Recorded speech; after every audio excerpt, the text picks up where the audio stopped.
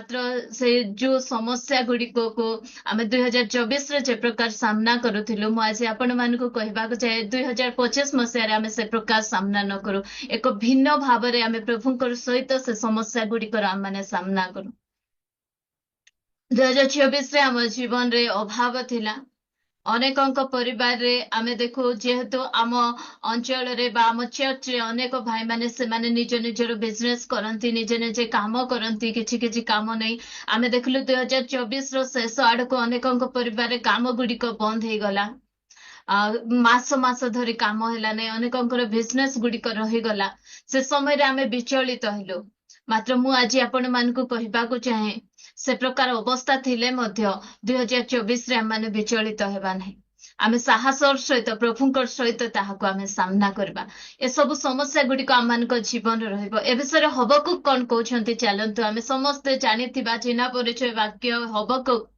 3 अध्याय 17 रु 18 पद पढ़िबा 17 18 पद पढ़िबा मते बहुत भल लागे ए वाक्य आ मु ए वाक्य पढ़िबा समय बहुत बळ मध्य पाए पढ़ंतु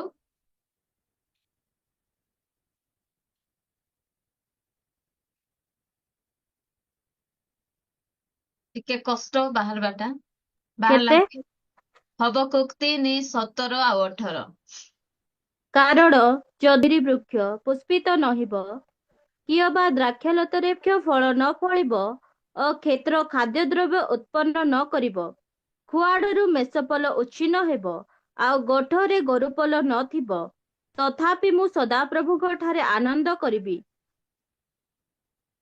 मु आपणा त्राणर परमेश्वरଙ୍କ ठारे उल्लास प्रेज द लॉर्ड करिबि हां प्रभु सदाप्रभु मोर सेतिके सेतिके 18 जाए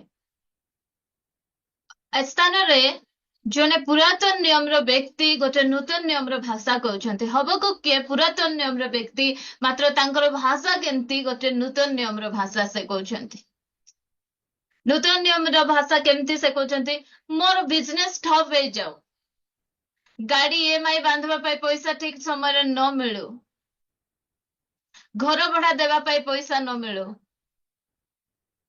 खाइबा पाई न थाऊ तथापि मु मोर प्राणर परमेश्वरଙ୍କ ठारे कौन करबी आनंद करबी मु सदा प्रभुଙ୍କ ठारे आनंद करबी मु अपना त्राणर परमेश्वरଙ୍କ ठारे उल्लास करबी कि वाक्य आमे गीत रे गाऊ आशीष मुझको मिले ना मिले चंगाई मुझको मिले ना मिले गम के बादल या हो खुशियां चाहे जो भी हो जाए प्रभु तुमरे आराधना मु करिबे प्रिय भौणी माने से प्रकार माइंड सेट आमर रहिबार अछि मु एदिन मानकर देखुथिली मु सुनुथिली जे अनेक भाई मानकर परिवार रे अनेक भाई मानकर काम गुडी को बंद हे जायछि मात्र से मान को देखले जोना पडु नै जे से मानकर काम बंद हे जायछि जो उद्योग रे से माने आगरे आसुथिले एबे मध्ये से उद्योग रे वा मु जन भाई को सहित कथा नै समस्तंकर काम बंद हे जायछि एम्ति हेउछि मु कहले नै काई तो जोना पडु नै घरे खाइबा को थाऊ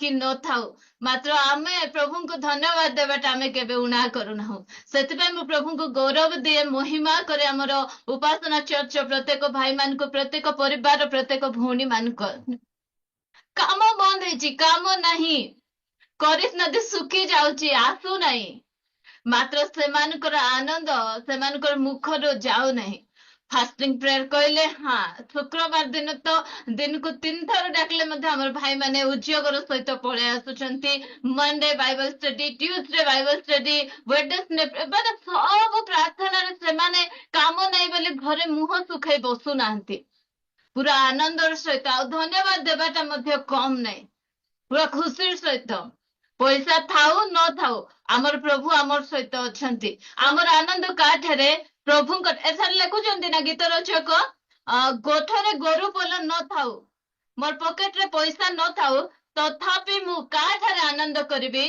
सदा प्रभु ठारे आनंद करिबी मो आनंद काठरे मो आनंद मोर बैंक बैलेंस रे नै मोर आनंद मो घर हमर भौणी माने कहबा गले मसला डबा भर्ती भर्ती थिले हमर आनंद भर्ती भर्ती होथिबो कि ना तेल डबा रे तेल भर्ती थिले हमर आनंद होथिबो चाउल डबा रे चाउल डाली डबा रे डाली भर्ती थाऊ कि न थाऊ मोर परमेश्वर से आनंद नहीं चाउल डबारे भर्ती हेब से चाउल डबा धीरे धीरे धीरे धीरे सरी आसब आमर आनंद चाउल डबा उपर निर्भर करूना डाली डबारे निर्भर करूना कौन सी खाद्य द्रव्य उपरे निर्भर करूना कि आमर आमे जो लकर रे पैसा रखीचु से पैसा मध्य धीरे धीरे भर्ती थिले से पैसा भर्ती थिले आमानकर आनंद कि नहीं आमर आनंद पैसा रे नहीं आमर पॉकेट भर्ती थाउ कि खाली थाउ प्रत्येक समय रे आमर आनंद काठारे प्रभुंक ठारे आमर आनंद तेणु आमे घरे खाइबा को नथिले मध्ये आमे हसुछु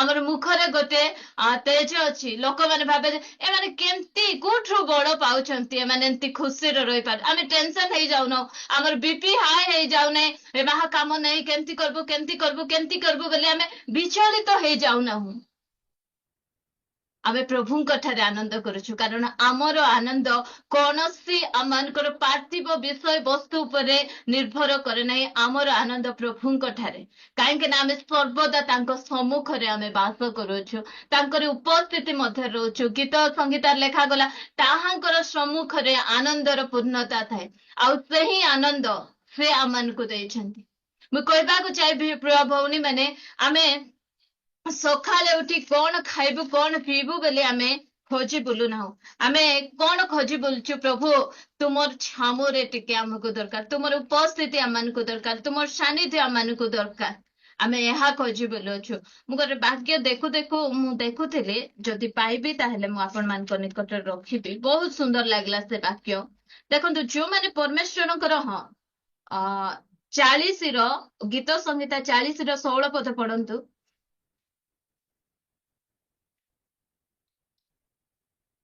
जो माने तुम्हर अन्वेषण करती से समस्ते नेटवर्क टिके दुर्बल अच्छे मु पढ़ी दउछि जो माने तुम्हर अन्वेषण करती से समस्ते तुम्ह ठारे उल्लसित और आनंदित हुअन्तु आनंद और उल्लास किए करि पारबो जो माने परमेश्वर को खोजंती प्रिय भौणी माने आमे परमेश्वर को खोजिबा लोक आमे परमेश्वर को प्रेजेंस को आमे खोजिबा लोक आमे कहू ना प्रभु मते एटा दरकार मते सटा दरकार आमे सकाळे सोई उठू तो प्रभुंकर प्रेजेंस को आम माने खोजुछु प्रभुंक सानिध्य को आम माने खोजुछु तेनु आज परिस्थिति जहा हेई गले मध्ये आम मुखरो से आनंद जाऊ नहीं आमे खुशी रे परमेश्वरंकर सहित रही पारुछु अछि अभाव अछि दुख अछि कष्ट अछि समस्या अछि हेले मध्य आमे भांगी पड़ुना आमे हताश हो जाउना निराश हो जाउना जदि आम जीवन रे अभाव नथिबो से जिहोवा जिरी बोली आमे केमती जानिबा आम जीवन रे अभाव थिबारु ही आमे जिहोवा जिरी हे मोर बोली आमे गीत गाउछु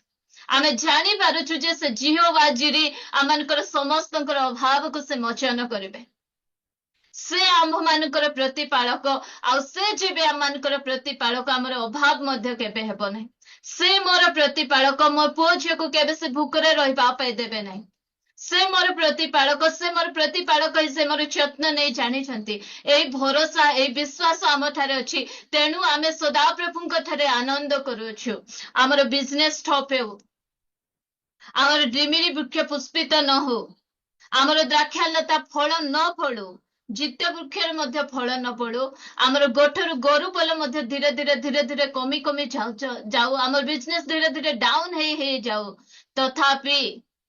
तथापि को मने रखिबे तथापि मु सदा प्रभुंक ठारे आनंद करिबी तथापि मोर बापांक ठारे मु आनंद करिबी कारण से अछंती मो सहित हबकु पुरातन नियम लोक बोली से सदा प्रभुंक ठारे आनंद करिबे मु कहिबी तथापि मोर स्वर्गस्थ पितांक ठारे मु आनंद करिबी कारण से जानती मोर प्रयोजन कौन मते कौन कौन दरकार से जानती भौणी माने विचलित हुअन्तु नहीं व्यतिव्यस्त हुअन्तु नहीं परिस्थिति सब बेले एमती नथिबो परिस्थिति धीरे धीरे धीरे धीरे प्रभु निश्चय परिवर्तन करिवे मु आपण मानक निकटरे साक्ष्य रखिबा को चाहे मीटिंग समय रे मीटिंग जो समय गत दिन मानकर मीटिंग गुडी कहउतेला से समय रे एबेरो मीटिंग रे जेतिकी खर्चला तार अधारे आगर मीटिंग जाक होउतेला आमे स्वामी स्त्री प्रार्थना कले आ प्रभु ठारे एमती भरोसा जे हमको पैसा पत्र टेंशन किछि नाही गोटे प्रार्थना प्रभु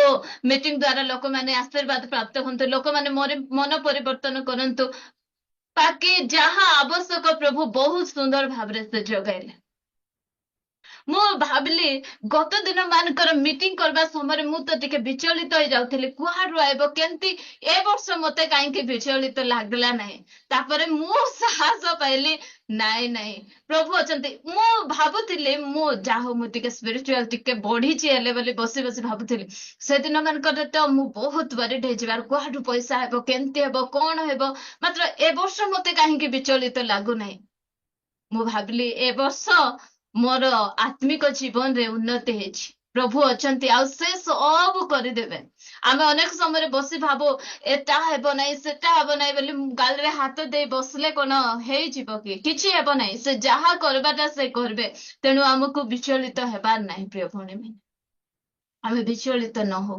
कारण आमे प्रभु आमर आनंद कौनसी परिस्थिति उपरे निर्भर करे नै कौनसी विषय उपरे आमर आनंद निर्भर करबो नै आमे कुआड़े धरिकिना पैसा गत पर्स धरिकिना जाउथिबो रास्ता जाउ जाउ जदि किए गोटे आमर पर्स पैसा चोरी कर नै गला आमर आनंद उड़ी जीवो कि हाँ नेला ताकू दरकार थिबो तो मोर ठारू अधिक आवश्यक ताकू थिबो बोली नै गला बोली आमे टिके दुख लागो तापर ह छाड़ नै तो गला प्रभु ताकू मोर ठारू आवश्यक अधिक थिला बोली भाबी आमे कोन हेबार अछि खुशी हेबार अछि आमर आनंद कोनसी विषय उपरे नै कोनसी विषय वस्तु उपरे नै मु कहूली आपण मानकु मो गोटे बहुत सुंदर ड्रेस मते बहुत पसंद से ड्रेस कौन है मु भाबली एटा तो कॉटन ड्रेस टा बोले कि आयरन करबा समय रे तार चुन्नी पूरा लागी गला मते ते कष्ट लागला प्रभु कहले कि तोर आनंद ए ड्रेस रे कि बोलन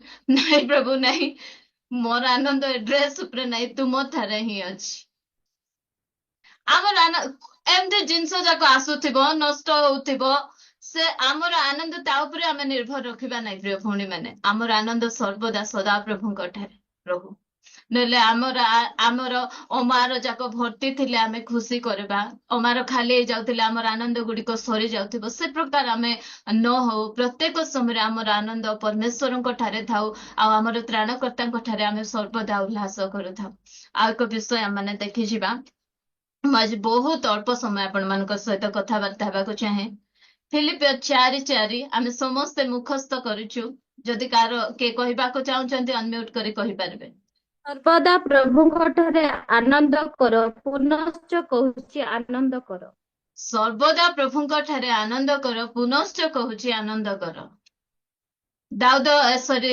पाउल कोटे अछंती को गोटे रेस्टोरेंट से बसी खाउचंती कि ए वाक्य जो समय रे पाउल लेखुचंती से समय रे पाउल कोटे अछंती को विभाग रे जाय नाचुचंती कि नाई कि तांको को गोटे मीटिंग रे स्टेज ऊपर बसाई किना सम्मानित करा होची कि तांको फूल गोछा दे किना टावल पकाई साल पकाई सम्मानित करबा समय रे वाक्य को से लेखुचंती कि को समय रे से लेखुचंती जो समय रे से जेल रे अछंती जेल रे थिबा समय रे पाउल लेखुचंती आनंद कर पुनश्च कहूची का ठारे आनंद कर से मध्य कहउचंती प्रभुंक ठारे आनंद कर मु जेल रे अछि जागा मैटर करू नहीं परिस्थिति मैटर करू नहीं दाऊद पाउल जदि कौनसी गोटे मीटिंग रे बड़ फंक्शन रे तांको वक्ता भाव रे डाके सम्मानित करबा समय रे जदि तांको से कहितांते कि आनंद कर पुनश्च कहूची प्रभुंक ठारे आनंद कर बोले आमे कहितांतो कि हाँ पाउल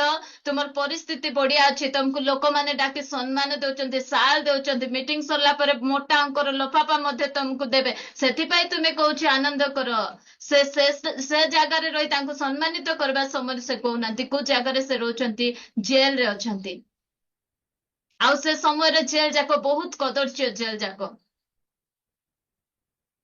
आपण मन जदि गूगल सर्च करबे से समय रे जेल जाको माने एबर जेल रे हेले भलो खाइबाटा टिके मिलुची सोइबा पय मध्ये टिके चलबो सेंती जाको मिलुची किंतु से समय रे जेल जाको बहुत खराब कदर्य जेल से स्थान रे रही मध्ये पाउल बाहर थिबा लोक मान को कहउचंती प्रभुंक ठारे आनंद कर ପ୍ରିୟ ଭଉଣୀ ମାନେ, ଆଜି ମଧ୍ୟ ଆମେ କଣ ବିଭିନ୍ନ ପ୍ରକାର ବନ୍ଧନରେ ଆବଦ୍ଧ ଅଛୁ କି?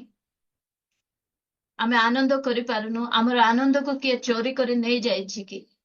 ଆମେ ଲୋକ ସାମ୍ନାରେ ଦାନ୍ତ ଦେଖାଇ ଦଉଛୁ, ମାତ୍ର ଭିତରେ ଆମର ଆନନ୍ଦ ଆଜି ହଜି ଯାଇଛି। ଆମେ ଦୁଃଖରେ କଷ୍ଟରେ ଭାଙ୍ଗି ପଡିଛୁ କି? ପ୍ରଭୁ କହୁଛନ୍ତି ପାଉଲଙ୍କ ମାଧ୍ୟମରେ, ପାଉଲ ଯଦି ସେ ପ୍ରକାର ପରିସ୍ଥିତିରେ ରହି କେମିତି ଏନକରେଜେବଲ ୱାର୍ଡ ସେ ୟୁଜ କରୁଛନ୍ତି ଦେଖନ୍ତୁ ବାହାରେ ଥିବା ଲୋକମାନଙ୍କ ପାଇଁ।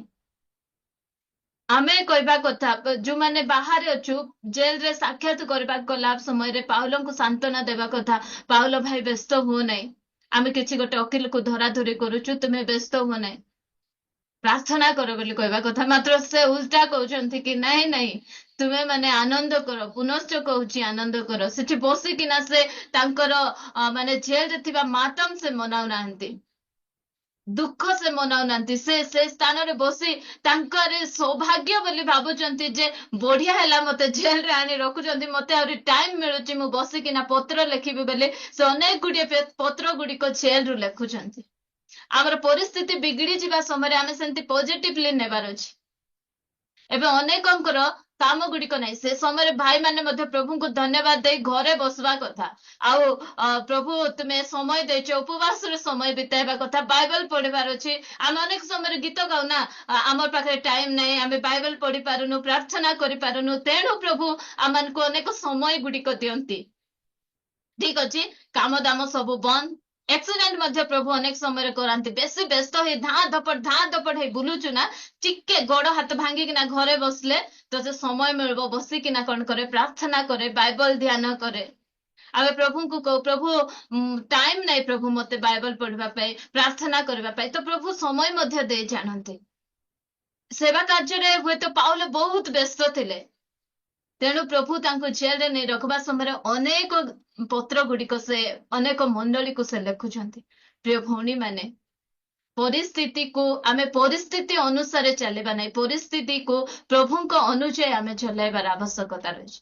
କୌଣସି ପରିସ୍ଥିତି ଆମମାନଙ୍କୁ ଡମିନେଟ କରି ନ ରଖୁ, ଆମେ ପ୍ରତ୍ୟେକ ପରିସ୍ଥିତିକୁ ଓଭରକମ କରିବାର ଆବଶ୍ୟକତା ରହିଛି। ଆମର ଆନନ୍ଦ ଆମର ପରିସ୍ଥିତି ଡିସାଇଡ କରିବ ନାହିଁ, ଆମର ଆନନ୍ଦ ଆମେ ନିଜେ ଡିସାଇଡ କରିବା। ଆମର ଆନନ୍ଦ ପ୍ରଭୁଙ୍କ ଠାରେ ପ୍ରତ୍ୟେକ ସମୟରେ ଥାଉ। ଦୁଃଖ ଆସୁ, କଷ୍ଟ ଆସୁ, ସମସ୍ୟା ଆସୁ, ଯାହା ବି ଆସୁ, ଅନେକ ସମୟରେ ଆମେ ବହୁତ ଖୁସିରେ ଥାଉ, ଆନନ୍ଦରେ ଥାଉ। କିଏ ଗୋଟେ କହିଦେବେ କି ତୁ ତେତିକି ବର୍ଷ ହେଲାଣି ଲୋକେ ଦେଖି ଆସୁନାହାନ୍ତି କି, ତୁ ବିବାହ ହେବୁ ନାହିଁ କି ବୋଲି କହିଦେଲେ ଆମର ଫ୍ୟୁଜ ଉଡି ଯାଉଛି ଅନେକ ସମୟରେ। ଦେଖେ ତୋର ସାଙ୍ଗ ଲୋକମାନେ ବିବାହ ହେଇ ପୁଅ ଝିଅ ପାଇଲେନି, ତତେ ହେଉନାହିଁ ବୋଲି କହିଲେ ଆମେ ଅନେକ ସମୟରେ ଆମର ଫ୍ୟୁଜ ମଧ୍ୟ ଉଡି ଯାଉଛି।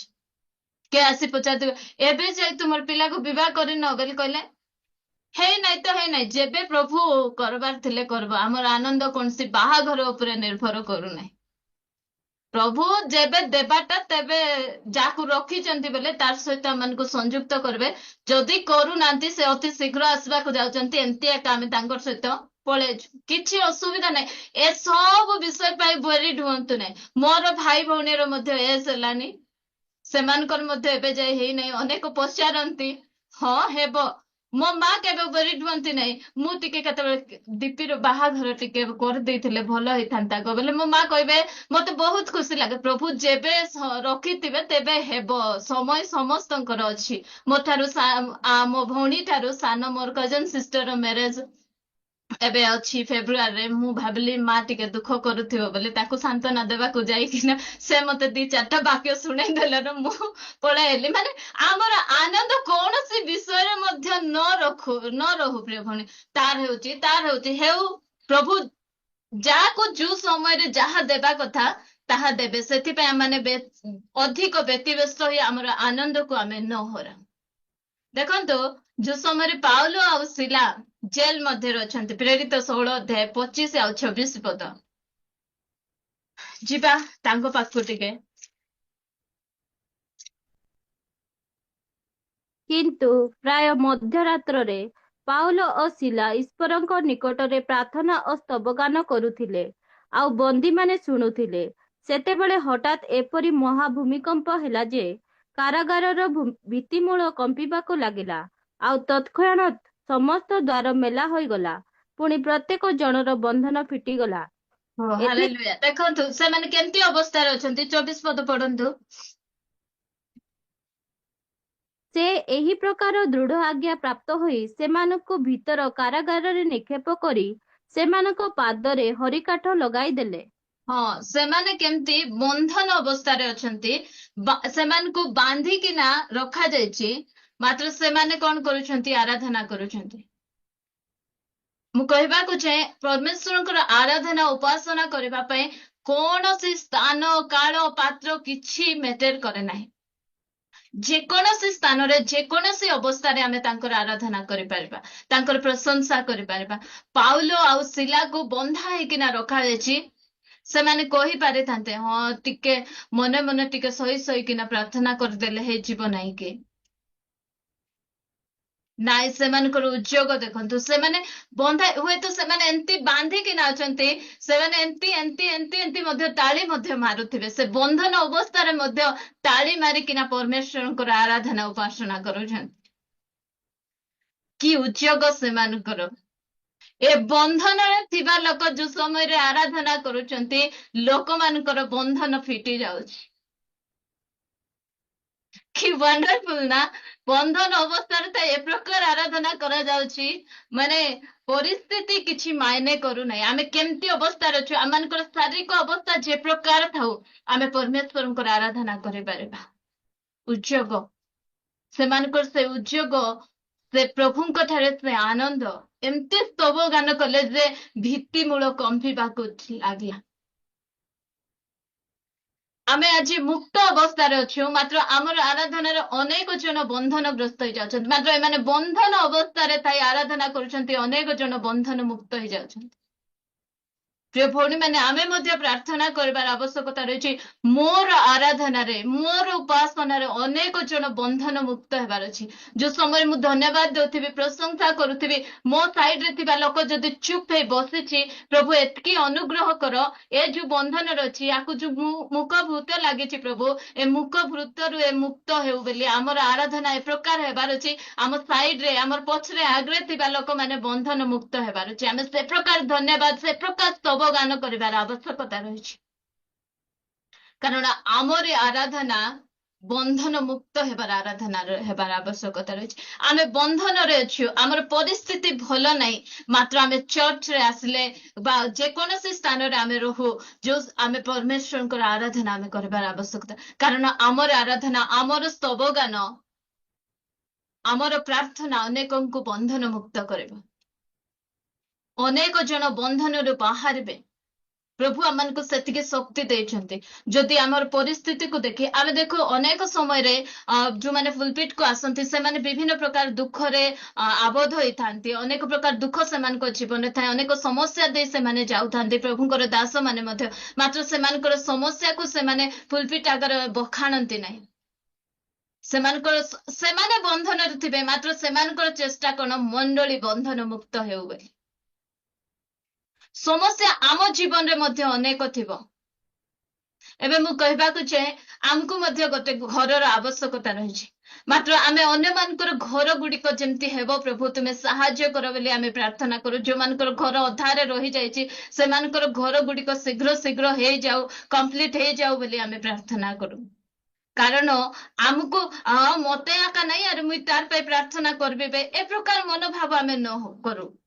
ଆମେ ପ୍ରାର୍ଥନା ଅନ୍ୟମାନଙ୍କ ପାଇଁ କରିବାର ଆବଶ୍ୟକତା ରହିଛି। ଯେବେ ପ୍ରଭୁ ଆବଶ୍ୟକ କରିବେ, ଆମକୁ ମଧ୍ୟ ଦେବେ।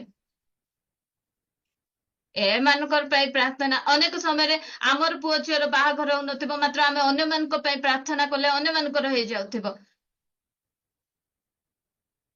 ଆମେ କରିବାର ଆବଶ୍ୟକତା ରହିଛି ପ୍ରିୟ ଭଉଣୀ ମାନେ। କାରଣ ଆମେ ଯୋଉ ସମୟରେ ବାନ୍ଧି ହେଇଥିବା ଅବସ୍ଥାରେ ମଧ୍ୟ ଆମେ ପ୍ରଭୁଙ୍କୁ ଧନ୍ୟବାଦ ଦେବା, ପ୍ରଶଂସା କରିବା। ଆମର ଅଭାବ ସମୟରେ ମଧ୍ୟ ଆମେ ଅନ୍ୟମାନଙ୍କ ସମୟରେ ଯୋଉ ସମୟରେ ଆମେ ସ୍ତବଗାନ କରିବା, ପ୍ରାର୍ଥନା କରିବା, ଅନେକ ଜଣ ବନ୍ଧନ ମୁକ୍ତ ହେଇଯିବେ। ପ୍ରଭୁ ସେ ପ୍ରକାର କାର୍ଯ୍ୟ ଗୁଡିକ କରିବେ ଆମ ଜୀବନରେ। ଏମାନେ ବନ୍ଧା ହେଇଥିବା ଅବସ୍ଥାରେ ପରମେଶ୍ୱରଙ୍କୁ ଆରାଧନା କରୁଛନ୍ତି। ଆରାଧନା में है छुटकारा, ଆରାଧନା में है चंगाई। ଆଉ ଏ ପ୍ରକାର ଆରାଧନା କରୁଛନ୍ତି ଯେ ଛୁଟକାରା ସେ ସ୍ଥାନରେ ହେଇଛି, ବନ୍ଧନ ଗୁଡିକ ଫିଟି ଯାଇଛି, ଭୂମିକମ୍ପ ହେବାକୁ ଲାଗିଛି। ଆମେ ମଧ୍ୟ ଯୋଉ ସମୟରେ ଗ୍ୟାଦରିଂ ହଉଛୁ ସେ ସମୟରେ ଆମର ପ୍ରାର୍ଥନା ମଧ୍ୟ ପ୍ରଭୁ ଆମର ଆରାଧନା ଗୋଟେ ଭୂମିକମ୍ପ ଆଣିବାର ଆରାଧନା ହଉ, ଆମର ଆରାଧନା ଗୋଟେ ବନ୍ଧନ ମୁକ୍ତ ହେବାର ଆରାଧନା ହୁଏ। ଏ ପ୍ରକାର ମନୋଭାବ ଆମେ ପ୍ରତ୍ୟେକ ସମୟରେ ରଖୁ ପ୍ରିୟ ଭଉଣୀ ମାନେ। ଆଉ କୌଣସି ପରିସ୍ଥିତି ପ୍ରଭୁଙ୍କ ଠାରେ ଆନନ୍ଦ କରିବା ପାଇଁ ଆମମାନଙ୍କୁ ନ ରଖୁ। ଆଉ ଜଣେ ବ୍ୟକ୍ତିଙ୍କ ବିଷୟରେ ଆପଣମାନଙ୍କ ସହିତ ଆଲୋଚନା କରିକିନା ମୁଁ ଆଜିର ସନ୍ଦେଶକୁ ଶେଷ କରିବାକୁ ଚାହେଁ। ଆମେ ସମସ୍ତେ ଜାଣିଛୁ ତାଙ୍କୁ, ଆଇବଙ୍କୁ କିଏ ଜାଣିନାହାନ୍ତି? ସମସ୍ତେ ଆମେ ସ୍ଥାନରେ ଜାଣିଛୁ। ଘରେ ଘରେ ସେ ପରିଚିତ ଆଇବ। ଆଉ ସେ ଆଇବ 13:15 କଣ କହୁଛନ୍ତି?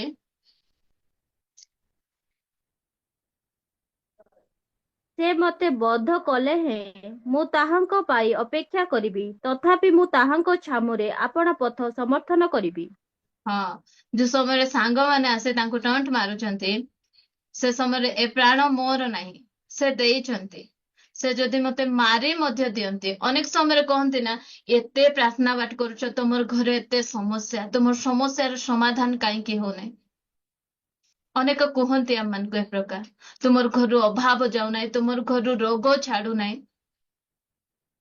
ତୁମର ଘରୁ ଅଶାନ୍ତି ଯାଉନାହିଁ, ହେଲେ ମଧ୍ୟ ତୁମେ ଏତେ ପ୍ରାର୍ଥନା କାହିଁକି ତୁମେ କରୁଛ ବୋଲି କହିବା ସମୟରେ ଆମେ କହିବାର ଅଛି ଆଇବଙ୍କ ପରେ ଆମେ କଣ ପରମେଶ୍ୱରଙ୍କ ଠାରୁ କେବଳ ମଙ୍ଗଳ ହିଁ ଗ୍ରହଣ କରିବୁ, ଅମଙ୍ଗଳ ନୁହେଁ?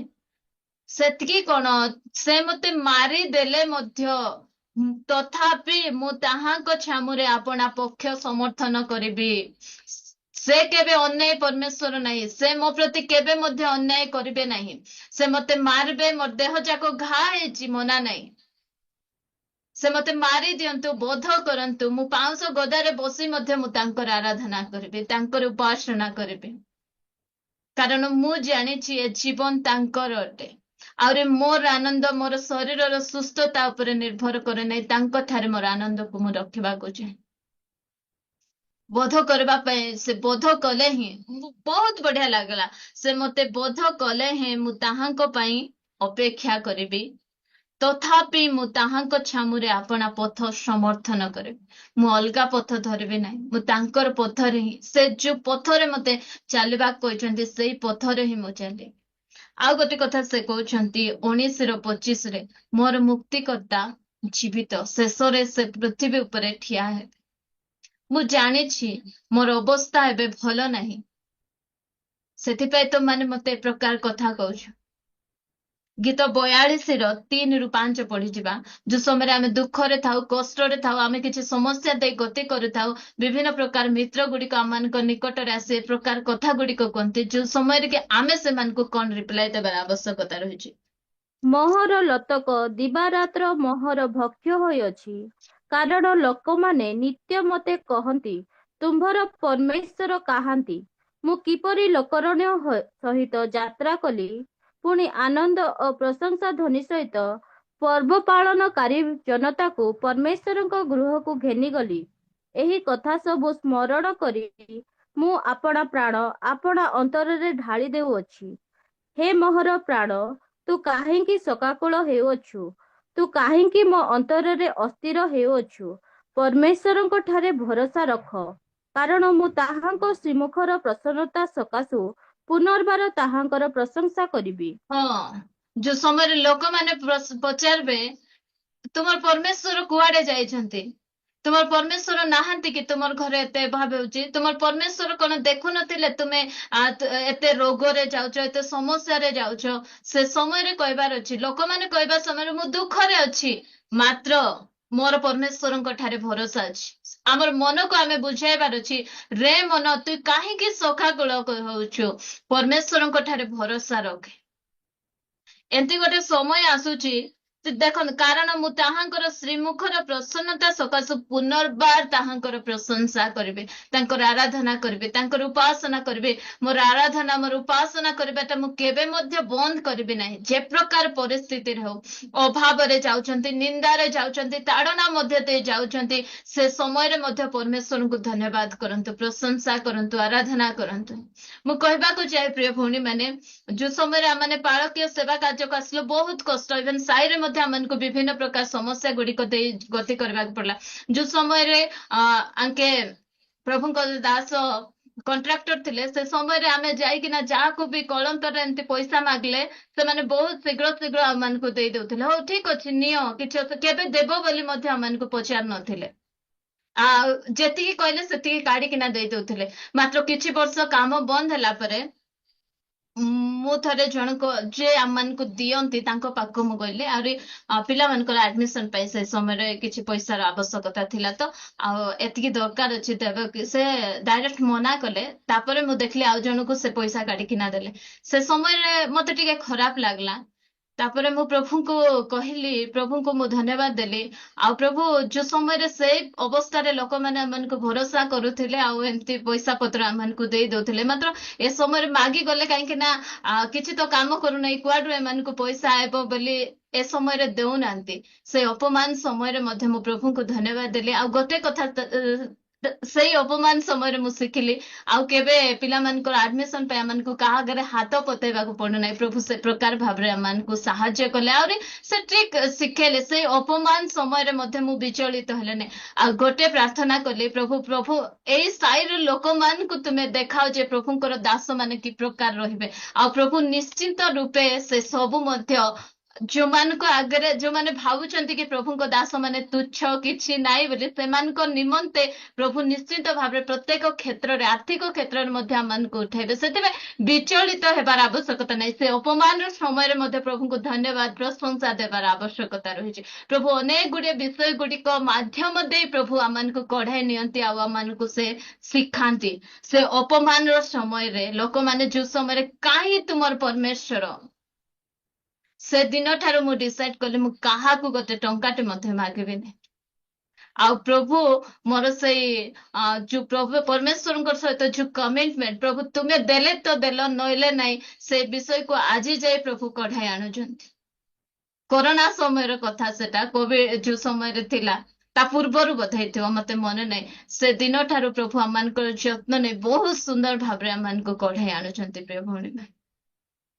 ଆଉ ସେ ସମୟରେ ଲୋକମାନେ କାହିଁ ତୁମର ପରମେଶ୍ୱର ବୋଲି କହିବା ସମୟରେ ଏମିତି ଗୋଟେ ଦିନ ଆସୁଛି ମୁଁ ମୋର ତ୍ରାଣର ପରମେଶ୍ୱରଙ୍କ ପାଇଁ ମୁଁ ଧନ୍ୟବାଦ ଦଉଛି ପ୍ରଶଂସା କରୁଛି। ଏବେ ମଧ୍ୟ ଆରାଧନା କରୁଛି ଉପାସନା କରୁଛି ସେ ଅଭାବ ମଧ୍ୟରେ ମଧ୍ୟ।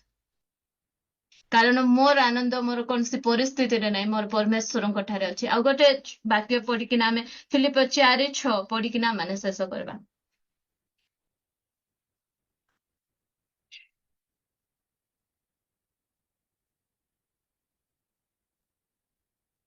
କୌଣସି ବିଷୟରେ ଚିନ୍ତିତ ହୁଅ ନାହିଁ, କିନ୍ତୁ ସମସ୍ତ ବିଷୟରେ ପ୍ରାର୍ଥନା ଓ ବିନତି ଦ୍ୱାରା ଧନ୍ୟବାଦ ସହ ତୁମମାନଙ୍କର ନିବେଦନ ସବୁ ଈଶ୍ୱରଙ୍କ ନିକଟରେ ଜଣାଅ। କୌଣସି ବିଷୟରେ ଚିନ୍ତିତ ହେବାର ଆବଶ୍ୟକତା ନାହିଁ। ପ୍ରତ୍ୟେକ ପରିସ୍ଥିତିରେ ପ୍ରତ୍ୟେକ ବିଷୟରେ ନୂଆ ବର୍ଷରେ ଭଉଣୀ ମାନଙ୍କୁ ମୋର ପରାମର୍ଶ ଆପଣ ମାନେ କୌଣସି ପରିସ୍ଥିତିରେ ବିଚଳିତ ହୁଅନ୍ତୁ ନାହିଁ। ପ୍ରତ୍ୟେକ ପରିସ୍ଥିତିରେ ପ୍ରାର୍ଥନା ବିନତି ସହ ଧନ୍ୟବାଦ ଦେଉଥାନ୍ତୁ। ଦେଖିବେ ଧୀରେ ଧୀରେ ଧୀରେ ଧୀରେ ସେ ସମସ୍ୟା ଗୁଡିକ ତାର ବାଟେ ସେ ସମାଧାନ ହେଇଯାଉଥିବ।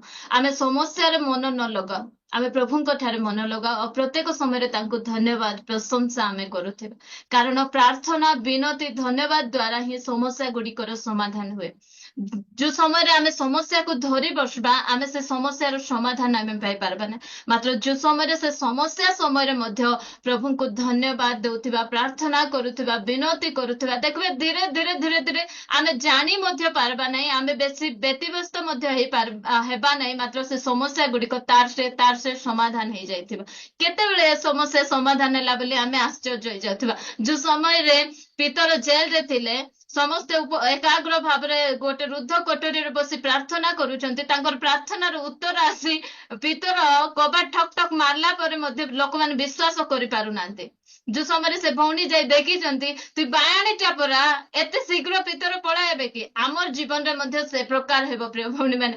ଆମେ ଯୋଉ ସମୟରେ ସମସ୍ୟାକୁ ଧରି ନ ବସି ଆମେ ସେ ସମସ୍ୟା ସମୟରେ ପ୍ରାର୍ଥନା ବିନତି ଧନ୍ୟବାଦ କରୁଥିବା ଆମର ସମସ୍ୟା ଧୀରେ ଧୀରେ ତାର ସେ ପରିବର୍ତ୍ତିତ ହେଇଯାଇଥିବ ତାର ସେ ପଳେଇ ଯାଇଥିବ। ଆଉ ପ୍ରଭୁଙ୍କର ଆମେ ଧନ୍ୟବାଦ ପ୍ରଶଂସା ସେ ପ୍ରକାର ପ୍ରତ୍ୟେକ ସମୟରେ ଆମେ କରୁଥିବା। ପ୍ରଭୁ ଅଳ୍ପ ବାକ୍ୟ ଦେଇ ଆମ ସମସ୍ତଙ୍କୁ ଆଶୀର୍ବାଦ କରନ୍ତୁ। ପ୍ରେଜ ଦି ଲର୍ଡ।